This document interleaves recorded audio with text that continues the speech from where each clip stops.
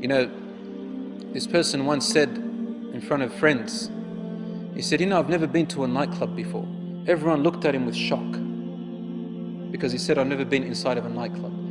All of a sudden, a nightclub not being in there is a shock to everyone. Another one said, I've never kissed a girl before. Everyone looked at him in absolute dismay. Not only in dismay, they thought he's a loser.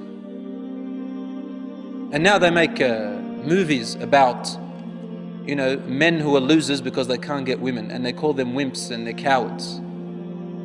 How things have changed around. Where women have lost their absolute value, men have lost their value, and this type of behavior is considered to be noble and courageous.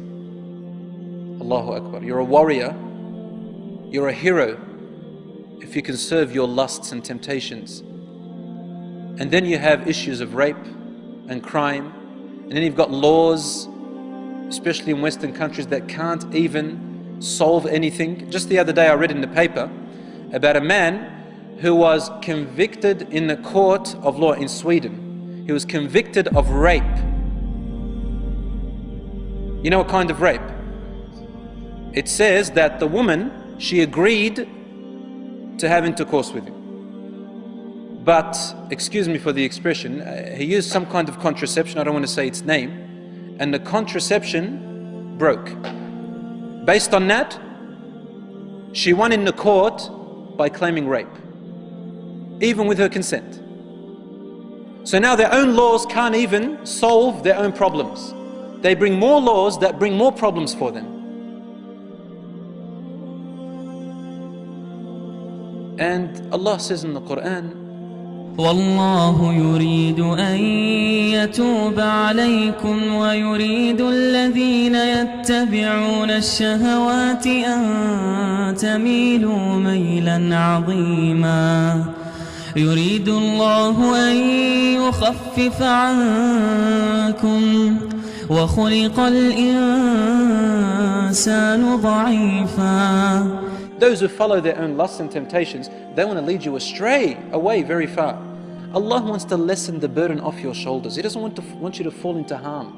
He doesn't want you to fall into predicaments where you can't climb out of.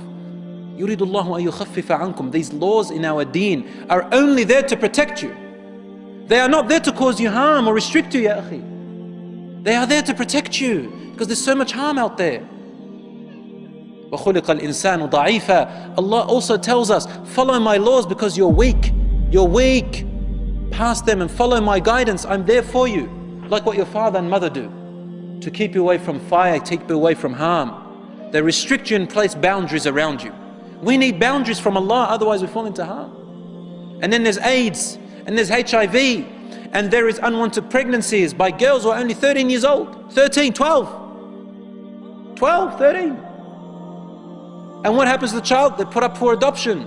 The child grows up without a father or mother. What oppression! What oppression! Only to repeat the same thing again and again. So there is great harm in this. And here we are, they're trying to tell you youth that doing these actions makes you a man. You want to become a man? I dare you to get married. I dare you to get married. Because to them, this is the most cowardly thing. They don't dare to get married, brothers and sisters. They don't dare to get married. I had a neighbor, she had a 3-year-old daughter, but they never got married, her and her partner. In the end, he left her for another woman. Obviously, he's going to leave you for another woman. He's too afraid to be a man. He doesn't want to get married because he's too deep in his lusts. And then turns around and she says, men, they're only after their ego. Of course, why did you take a man like that? Allah gave us conscience. Allah gave us guidance in our brains to think with. And so Allah forbids us from these things because not to bring us harm. And you know what's sad? Unfortunately, 80% of the time, majority of the time, women are the victims. Women are the victims in this situation. So you can see it's reversed now. What does the man want? The man wants to use and abuse the woman.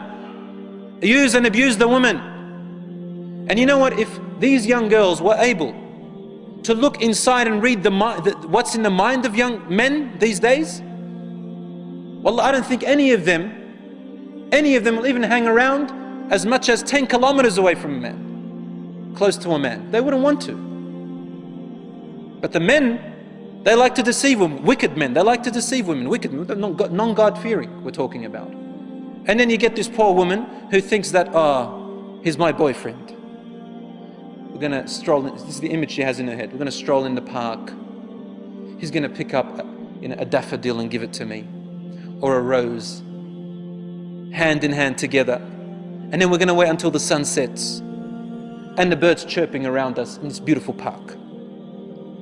Poor thing. This is what she thinks, right? But the man is thinking about one thing. And he's going to tolerate all of that until he gets to it. I'm talking about men with diseases in their heart, and there are many of them today.